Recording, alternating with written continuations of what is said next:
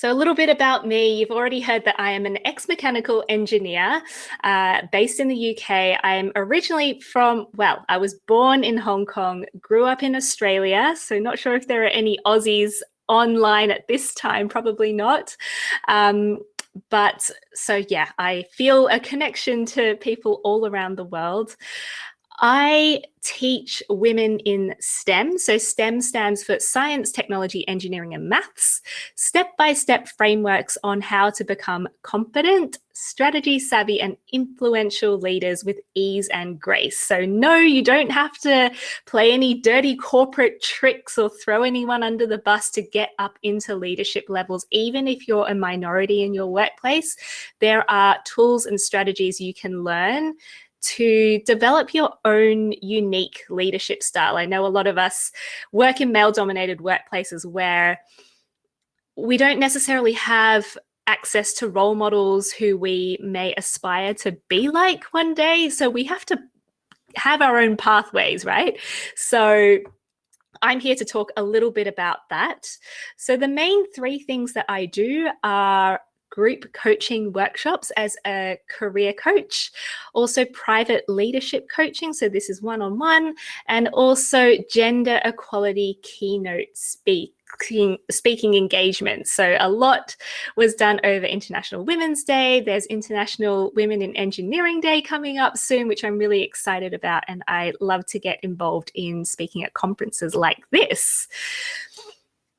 Now, you can learn a little bit more about my story because we don't have too much time today to delve into it. But, as an engineer in the construction industry, it was a very male-dominated environment. So I lay out all of my trials and tribulations of stepping into leadership positions in episode 1 of my podcast, How to Be a STEMmer. So if anyone is curious to learn a little bit more about my own experiences, please go ahead and search for episode 1 wherever you listen to podcasts. I know from a lot of feedback that so many women have messaged me afterwards saying, oh my goodness, I feel exactly the same way, or I felt exactly the same way, and everything you described was, yeah, that happened to me as well. So maybe you'll find some solace in there that you're not alone. Before I move on, if you're the type of person who frantically likes to take down all the notes, don't worry, you can. I've made my slides today available. You can download them on my website here at www.tiffanyDawson.co/WWC. And there's a couple of other resources I'm going to mention today as well, which I've provided links to in that website. So go ahead and have a look at that. Today, okay, let's get on with it. Today, we are going to talk about 3 main things. So firstly, why we think there's a lack of female leadership in STEM. So these are things that are often talked about by our STEM business leaders or the, people at board member level, why they often think there's a lack of female leadership in STEM. But based on my own observations of my experiences as an engineer and also coaching a lot of these women in these positions, why there is actually a lack of female leadership in these fields. And finally, that's my dog. She loves to get involved in all my talks. Finally, the golden nugget. So actions that you can take to progress your career, because despite all the challenges, there is always something in your control to get to where you want to. So let's get stuck in. Now, as I said before, despite all of this talk from the tech industry about wanting diversity and more females in leadership, it's not happening. There are stats out there. I don't have time to go through them today, but there are lots of stats out there that show over the last 10 years in a lot of, especially, Western and some Asian countries, over the last 10 years, the percentage of women in tech have not been increasing at all. In the UK, in fact, in the last 5 years, it's dropped by 0.5%. So it's not looking good for us, despite all of this hoo-ha about diversity and us caring more about it. So something about the messaging of what we think is the cause of lack of female leadership is not quite right. So I'm going to dispel that myth today.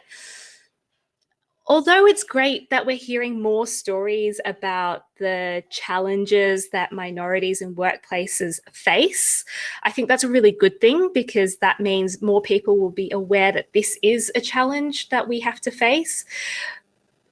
The other side of it is, the more of these stories that come out, the more I'm realizing that women are feeling really disheartened and disempowered by this whole situation.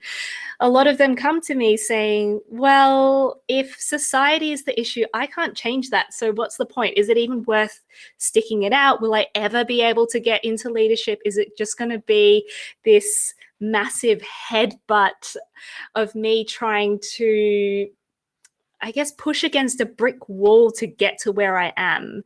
And the answer is yes, it's more difficult, but there are things that you can do to help yourself. But firstly, let's talk about the things that we often blame lack of female leadership on. So firstly, who's heard this one? There's not enough women in the pipeline.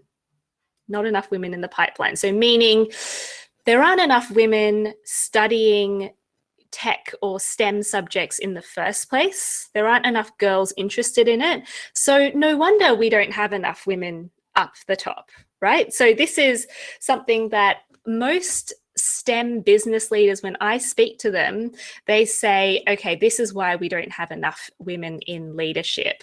So their current solutions are doing lots of school outreach. So you'll see a lot of big tech companies, they'll go out to schools and talk about their experiences and their careers, which I think is fantastic. That needs to happen. That needs to continue happening.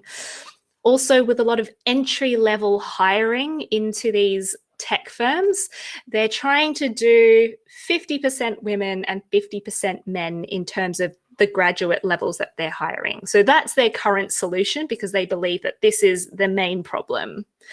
Another reason that tech companies think women don't step into leadership, into leadership roles, is because women prioritize starting a family over their career. This could be true. You know, our priorities change once different life experiences come along the way. So the current solutions from tech companies are that they provide lots of family-friendly policies, return to work programs. So if people have gone off on parental leave, they have programs to help them integrate back into work, extended paid parental leave over the statutory requirements. And while I agree, priorities do probably change once you have children in the picture, I also personally know a lot of these women who left their STEM careers, their engineering and tech careers, during this time where they're starting a family. And starting a family was one reason, but all of them had something in common, which was that they no longer felt fulfilled in their roles. They no longer felt like they were growing. They were stagnating. They weren't given the opportunities that maybe their male colleagues were, and they were getting frustrated. And finally, not enough female role models, which is also true. You know, we lack a lot of the higher level female role models. We don't have that many females in leadership. So the current solutions are, you know, lots of companies will fund women's societies or sponsor them, lots of social media posts and blog posts about women who are doing well at their companies, and celebrating events such as International Women's Day. All of this stuff is really good, and I encourage them to continue going. But is raising the profiles of these women enough? Is it a case of all talk and no action? Now, while there's truth in all of these reasons, I believe that tech companies are really focusing on the wrong things in order to have the biggest impact to increase their female leadership. So the current solutions that they've got cost time, money, energy, and we're obviously not seeing results. So the only thing left to do is to really figure out and know what to do and where to make the biggest impact. So you would need to know why we actually lack female leaders. So this whole notion of not enough women in the pipeline, I want to focus on the fact that if you follow an engineering company that has hired 50% women and 50% males into their graduate intake schemes or into their entry level intake schemes, and follow that cohort up the ranks over the years, you will see that more women will drop out compared to men over time. So in the UK, for engineering, 57% of females will drop out of engineering by the age of 45 compared to just 17% of men. In the US, 50% of women drop out of tech by the age of 35.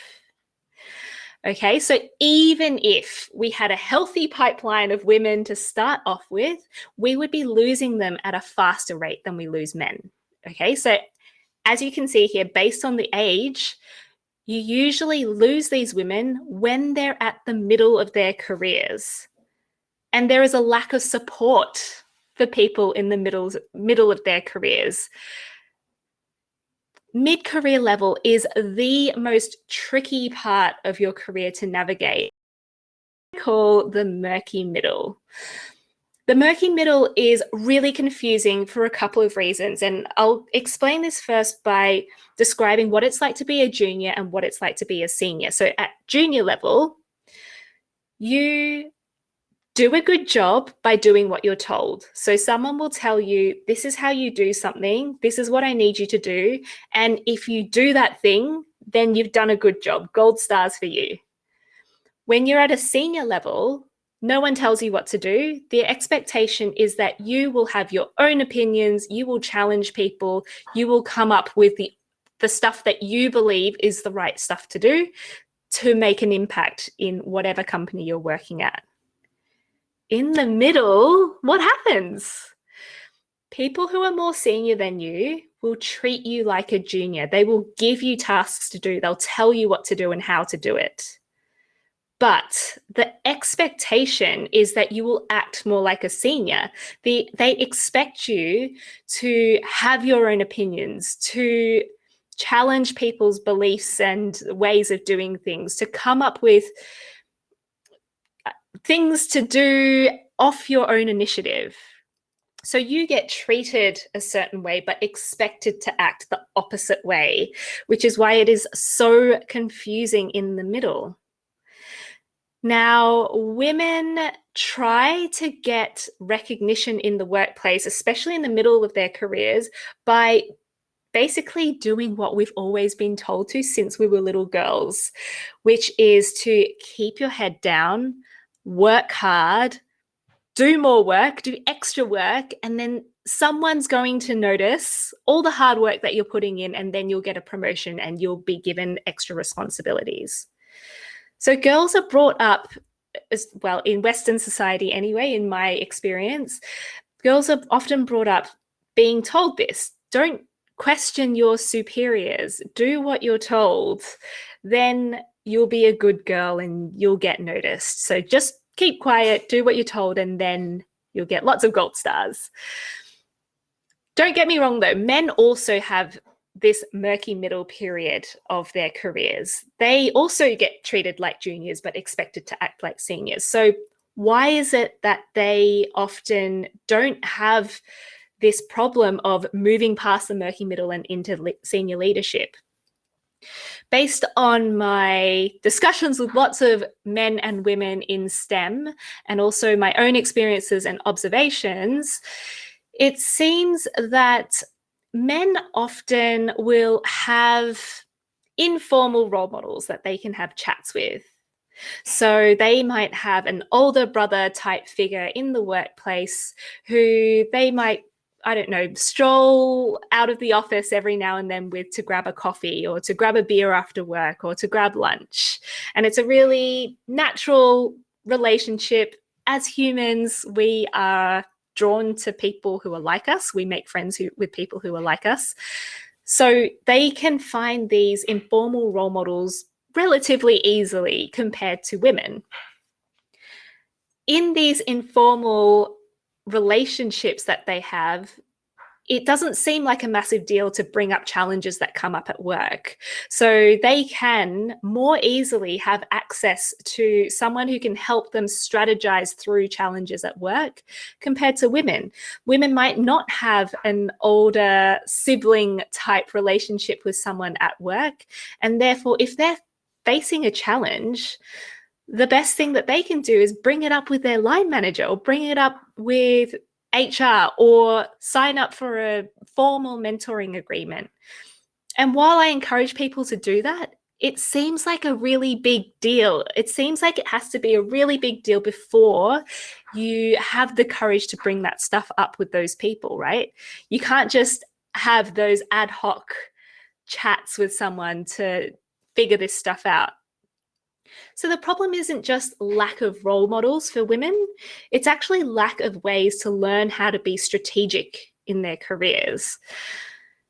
Now, I want to tell you a little story of what happened to me. So I was in the middle of my career, in the murky middle. I didn't know it at the time, but I felt like over the past year, I had worked so hard. I had gone above and beyond. I did everything my boss told me to, plus more. I put in extra hours. I sacrificed a lot of my social life. I would work on the weekends after hours. I really gave it my all. And I felt like, okay, surely my boss is going to see that I'm really serious about my career. I'm doing everything they're asking me plus more. So I walked into my end of year annual performance review feeling like, yeah, I think I'm up for promotion. I think I've done pretty well here. So I walk in there, there's a massive boardroom table, and in front of me was my line manager and his director. Walked in there feeling pretty pleased with myself and sat down.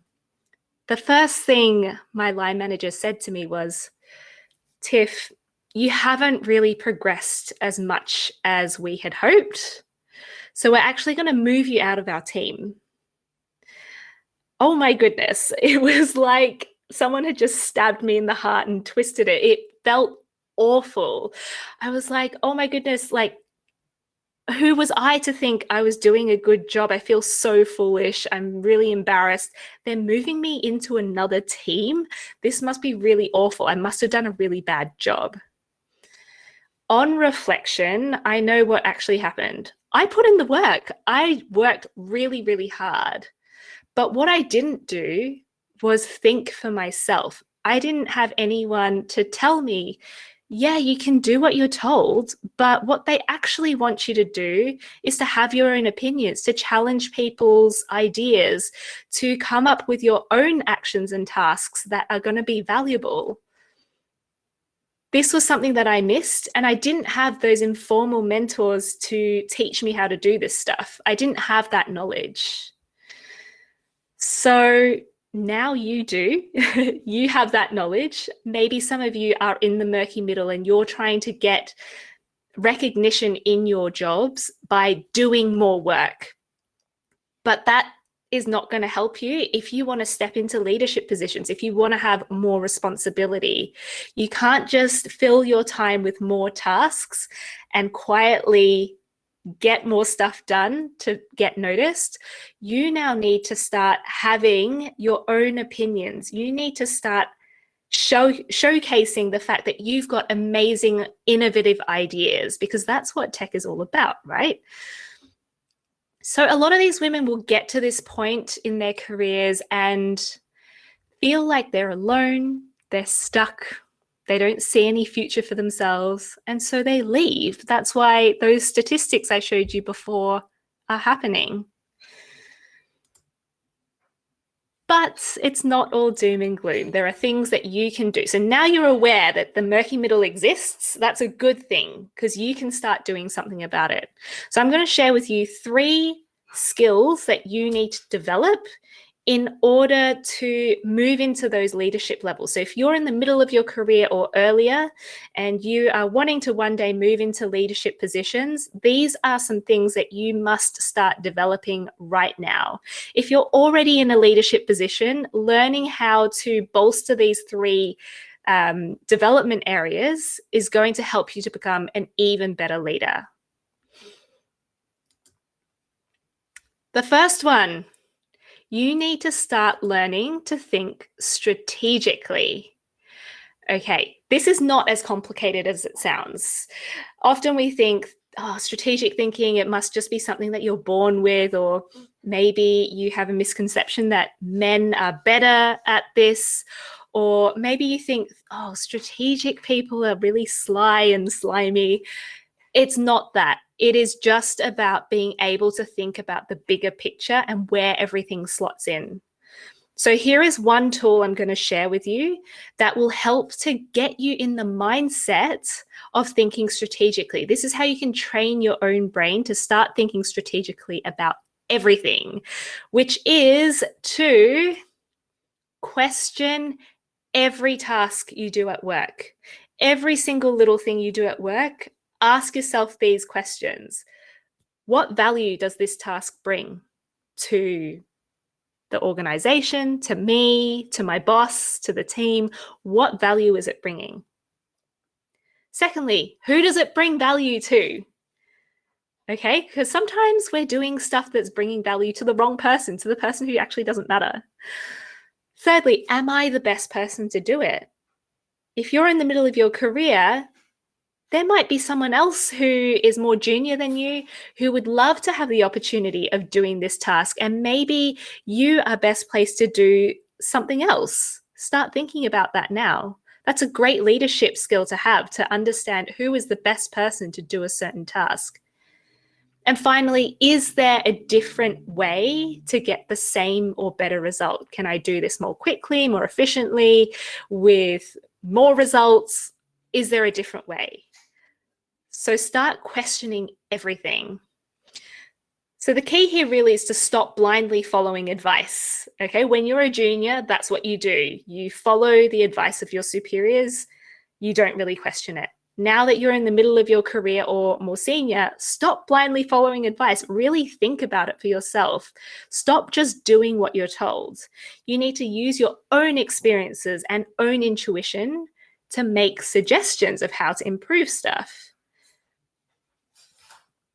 The next thing, before I move on, I do have extra resources, as I mentioned before, on this website here. So tiffanyDawson.co/WWC. I have a free web class on strategic thinking, which you can access over there if that's something you're interested in learning more about. The next skill to learn is basic influencing skills.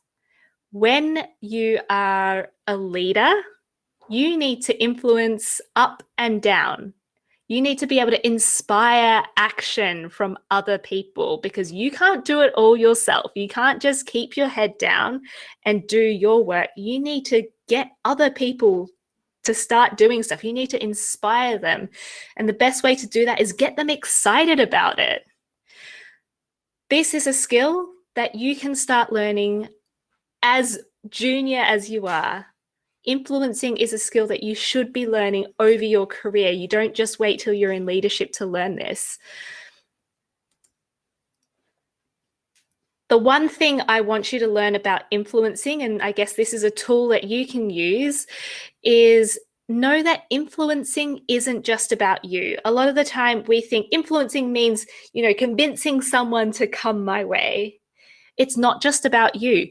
Really good influencers have amazing empathy because they know what the other person wants or what they want to avoid. You really need to get into that person's shoes to understand what they want or what they fear.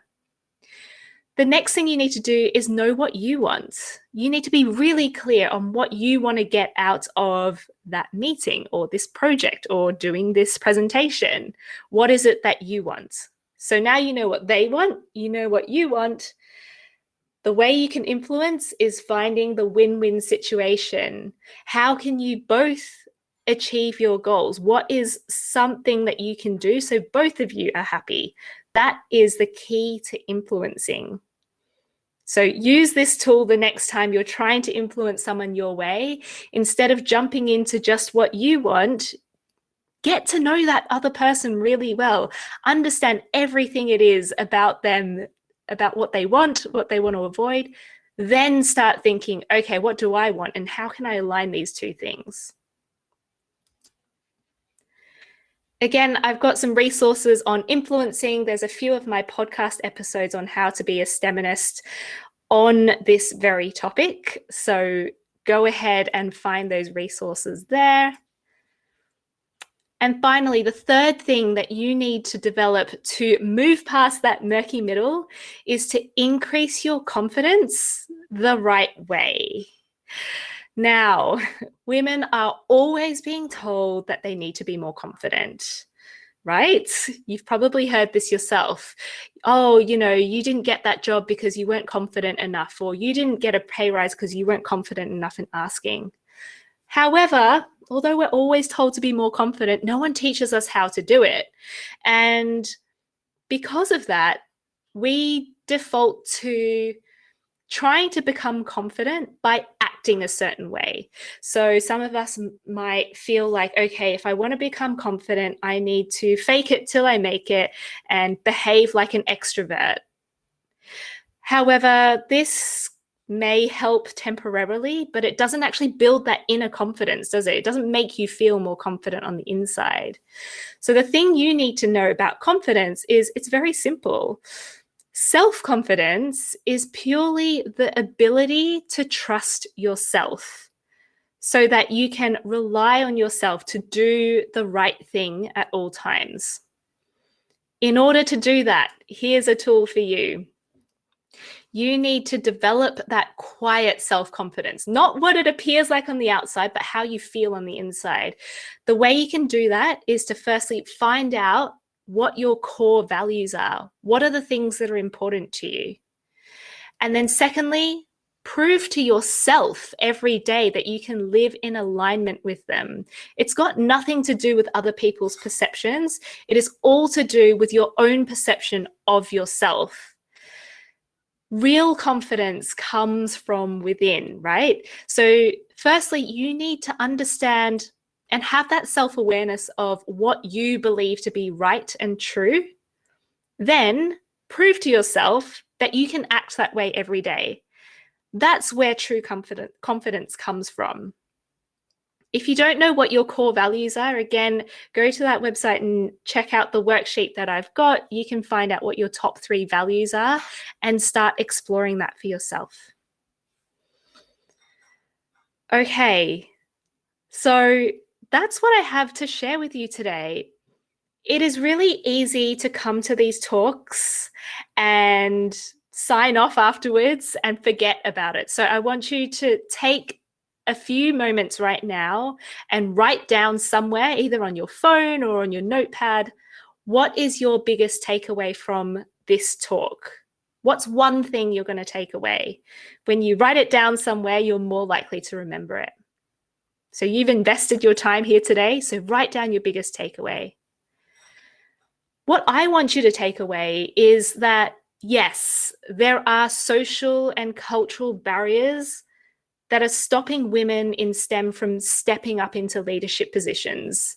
I think if you're attending this conference over these couple of days, you already know that.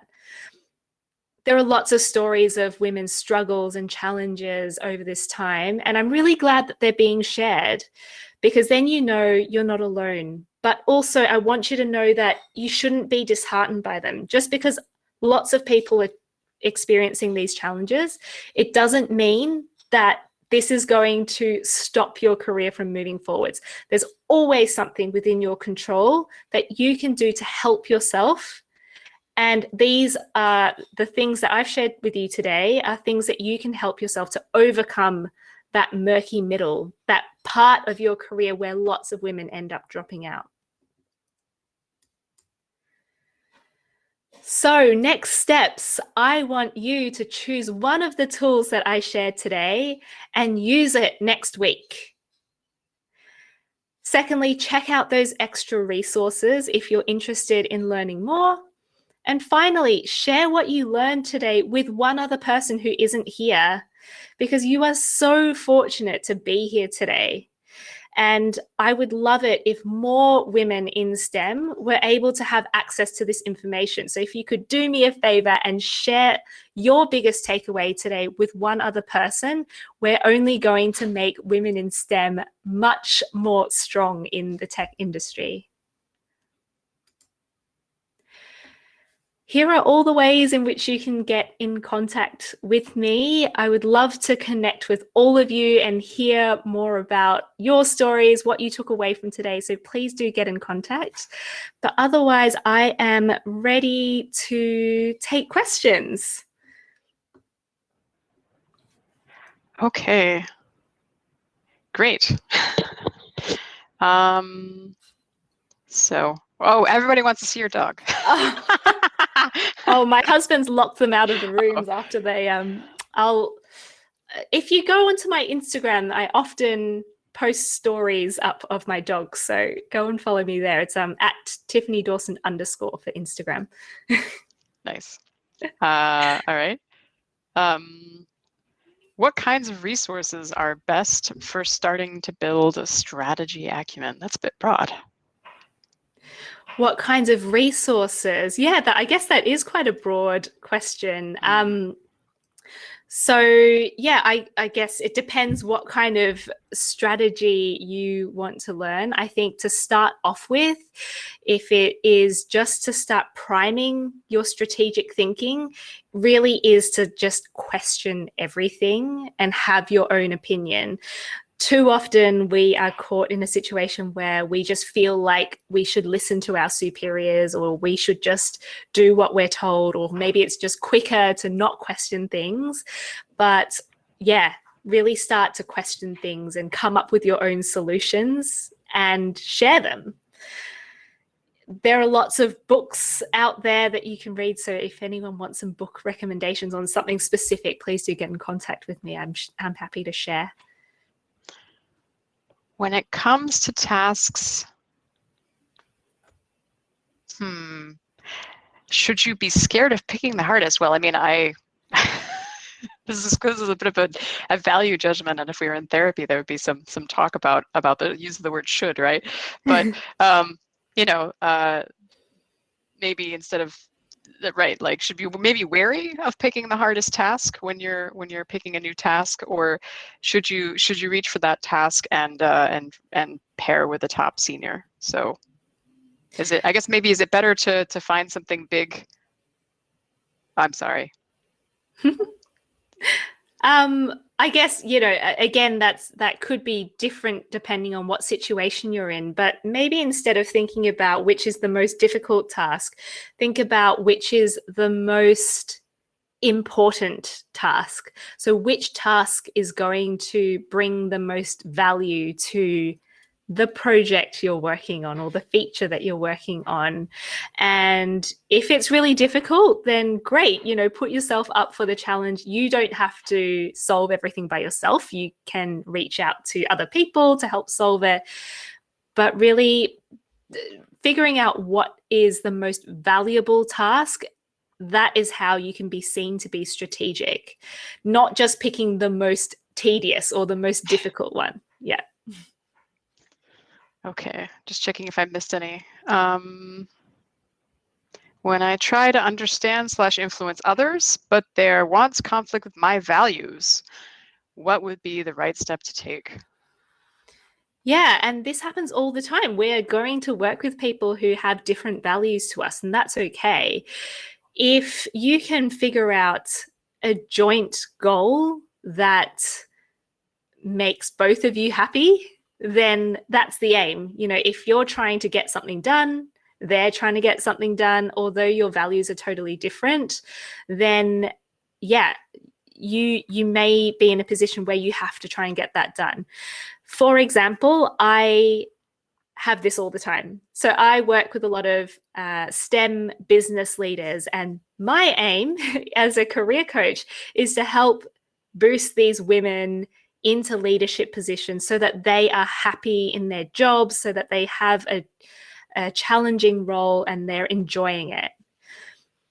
The STEM business leaders who I talk to, sometimes their goal is not so much these women's happiness, but to show to the outside world that they're doing something for diversity. So that's kind of, you know, disappointing that they don't care as much as me about these women's happiness, but it's okay. You know, for me, I don't really care if they care or not. I just want these women to have the opportunity to step up. Another sort of broad one, how to break through the boys club environment. So maybe like the first step. Yeah, this is so tricky. I've been here before as well. And many women feel like they have to become someone else to break into the boys club, maybe behave differently, dress differently, or hide part of themselves. And this is a very temporary strategy. You know, the longer you keep this up, the more unhappy you're going to be. And especially if one of your core values is authenticity or honesty, you'll always feel a little bit off doing that.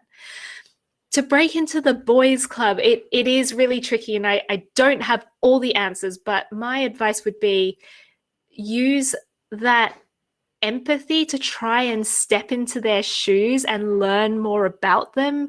Dig out something that you do have in common and start there. A lot of the times, men also feel like they have to hide part of themselves at work to fit into the boys club. So they might have an interest that doesn't impress other men in the company, so they hide that.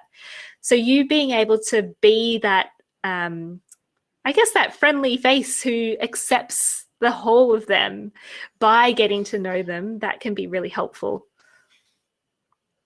All right, we got some more time for a few questions. I love the question every task you do. I have been told a lot to just do it, even if it's wrong. At what point does anyone here just do something just because we've been asked to? How often should you just do it? Yeah, I mean, in an ideal world, you don't just do anything just because you're asked to. You use your own brain to think about it. I know in reality, sometimes we are so swamped with work that you just do not have the time and the headspace to think that way. And that's forgivable. You know, you can't be perfect all the time. But if you do have the time and the headspace to think about it, always question every task. And by question, I don't mean, you know, like come up against everything that you're asked to do, but in your own head, question it. Is this the right thing to do? Is there a better way of doing it? Like, this person's just told me to use this piece of software to do this thing. Do I have a better idea? Even though they're more senior than me, even though they're more experienced than me. So I would say, in an ideal world, if you have the time and the headspace to always question every task. In terms of just do it, this can be a bit of a gray area. So again, you need to use your own judgment here. If you go and just do something and it's really, really going to piss someone off, how can you de-escalate that situation before it happens? Can you have a conversation with this person and try and use your influencing skills to get them to come on board with your method of doing something before you just do it? We have 3 minutes. I'm going to ask a question, but ask that it be briefly answered, if that's okay. And Sure. then we'll go, which was asking about how you motivate yourself to grow in your career, learn new technologies with younger kids, so when you have younger kids, and prepare for interviews for senior tech positions. Yeah, you know, motivation is a whole topic in itself. And yeah, if you've got other priorities, it can be really tricky. It really is about prioritizing what is important. So not trying to do every single little thing that you feel like you could, but figuring out what are the important tasks to do in terms of family life and interviewing for new roles, and focusing on those things. And I guess focusing on what the bigger picture plan is. What are you going to get out of all this work? All right, so that's we're going to wrap up. There's some people wanting you to come talk at their company. You guys can connect afterwards. You know, obviously reach out on Twitter, LinkedIn. Yeah, thanks so much, Tiffany. This has been really lovely. Learned a lot today. Oh, my pleasure. It was lovely to speak today. So, and for everybody in the audience, thanks for being there. Thanks for your contributions and questions. And please, you know, go enjoy the networking, visit the expo and our sponsors, and enjoy the rest of the conference. And yeah. Thank you. Bye, everyone.